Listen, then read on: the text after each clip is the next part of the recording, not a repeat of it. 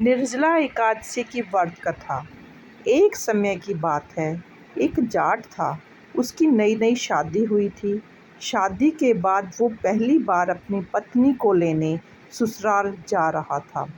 वो अच्छे से नए नए वस्त्र पहनकर ससुराल के लिए रवाना होता है। रास्ते में उसने देखा, एक तालाब में एक गाय पानी पीने के लिए उतरती है। जेठ का महीना था। वो गाय अपनी प्यास तो बुझा लेती है, लेकिन तालाब से बाहर नहीं आ पाती। जाट को वहाँ देख गाय उससे बोली, अरे मुसाफिर, मुझे इस दलदल से बाहर निकाल दो। तो जाट बोला, अरे नहीं नहीं गाय माता, मेरे कपड़े गंदे हो जाएंगे। मैं अपनी पत्नी को पहली बार ससुराल लेने जा रहा हूँ। गाय बोली, अरे मूर्ख, आज तो निर्जला एकादशी है। मैं तुझे वरदान दूंगी, तुम्हें पुण्य फल मिलेगा, तेरी 7 पीढ़ियां तर जाएंगी। लेकिन जाट नहीं माना। नाराज होकर गाय बोली, मैं तुझे श्राप दूंगी अगर मुझे नहीं निकालेगा तो।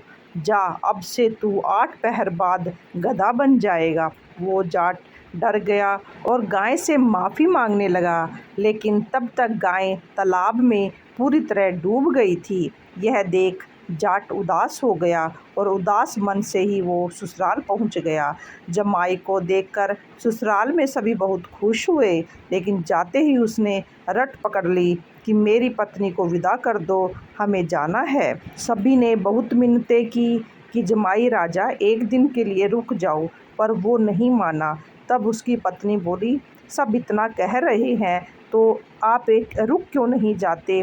जाट ने उसे श्राप वाली सारी बात बताई।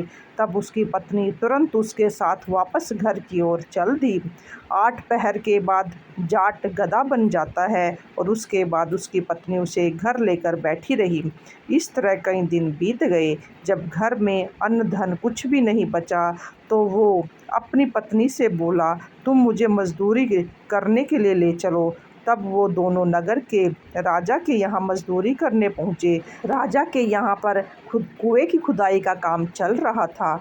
उसकी पत्नी अपने सर पर मट्टी रखकर मिट्टी फेंकने जाती है और सभी मजदूर उसे देखकर बोले, अरे बहन, जब तेरे पास गधा है तो तुम इस पर बोझ रखकर क्यों नहीं ढोती हो, क्यों बोझ उठाती हो। पर वो कुछ नहीं बोली। दूर से राजा भी यह सब देख रहा था। एक दिन राजा ने उससे पूछा, तुम्हारे पास गधा है तो तुम क्यों बोझा उठाती हो। तब वह बोली, महाराज, यह गधा नहीं है, मेरे पति हैं, इन्हें गौ माता का श्राप लगा है। उसने राजा को सारी बात बता दी। राजा ने पंडित को बुलाकर इसका हल पूछा। तब वह बोला, राजा जी, इसका एक ही हल है। जिस व्यक्ति ने अपने जीवन काल में 101 ग्यारस करी हो और उसका फल वो इस गधे को दे दे, तो यह मानव बन सकता है। राजा ने पूरी नगरी में ऐलान करवा दिया कि जिसने भी 101 एकादशी की है, अगर वो अपने ग्यारस का फल इसे दे देता है तो राजा उसे अपना आधा राज्य दे देगा। लेकिन किसी ने भी पूरी नगरी में ऐसा नहीं किया था जिसने 101 ग्यारस करी हो। किसी ने 10 की, किसी ने 11, तो किसी ने 21 ग्यारस करी हुई थी।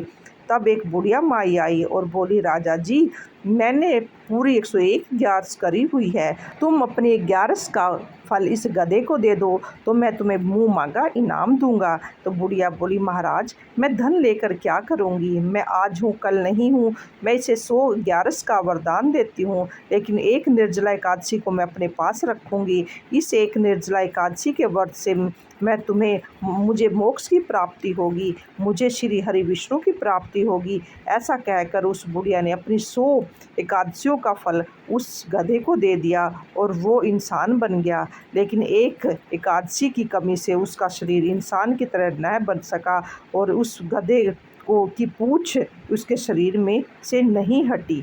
तब बुढ़िया माई ने निर्जला एकादशी का व्रत का फल भी उसे दे दिया और फिर वह पूरी तरह से मानव बन गया।